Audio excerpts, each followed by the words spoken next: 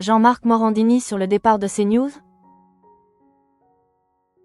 La Cour de cassation a tranché. Jean-Marc Morandini est désormais définitivement condamné pour corruption de mineurs. À CNews, où il officie toujours, la question d'un départ devient inévitable. La Cour de cassation a rendu son verdict mercredi 14 janvier 2026, le pourvoi de Jean-Marc Morandini est rejeté. La condamnation pour corruption de mineurs devient donc définitive.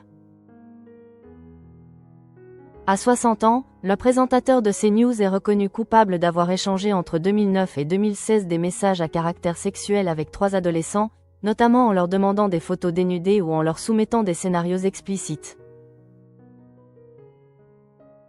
L'affaire, déjà très médiatisée, avait abouti en mars 2025 à une peine de 2 ans de prison avec sursis et 20 000 € d'amende.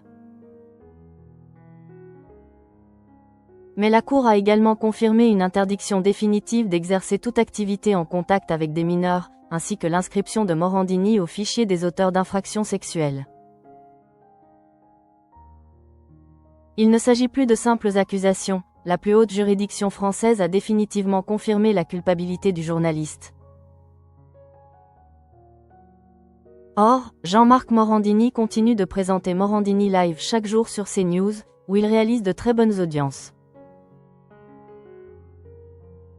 Le lundi 1er décembre 2025, l'émission avait attiré 606 000 téléspectateurs avec une part de marché de 16,2%, un record.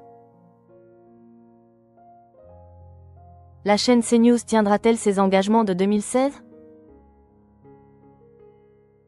Jusqu'à maintenant, la chaîne se reposait sur le principe de présomption d'innocence pour maintenir l'animateur à l'antenne.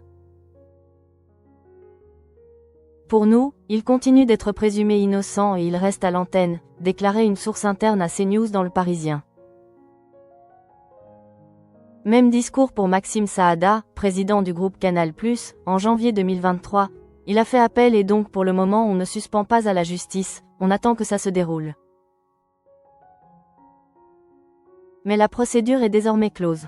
En 2016, un accord conclu entre iTélé, ancien nom de CNews, et l'animateur prévoyait qu'en cas de condamnation, son contrat serait rompu sans indemnité.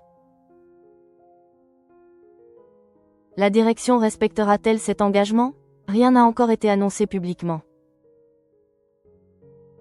En interne, le syndicat libre du groupe Canal+ s'était déjà opposé au retour de Morandini dans les locaux en septembre 2025, après son éviction de longue date. Et les voix s'élèvent, CNews serait bien inspiré d'en tirer les leçons, a déclaré Francis Spinner après l'annonce de la décision de justice. Un second dossier en cours, et une pression grandissante.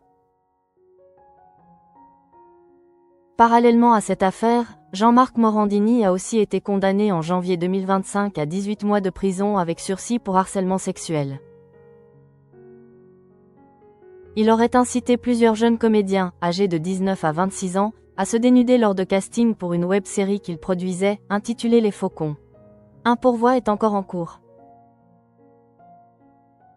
Avec 2 condamnations sur son nom, une situation juridique irréversible et un climat tendu en interne, la chaîne d'information ne pourra sans doute plus retarder une prise de position claire.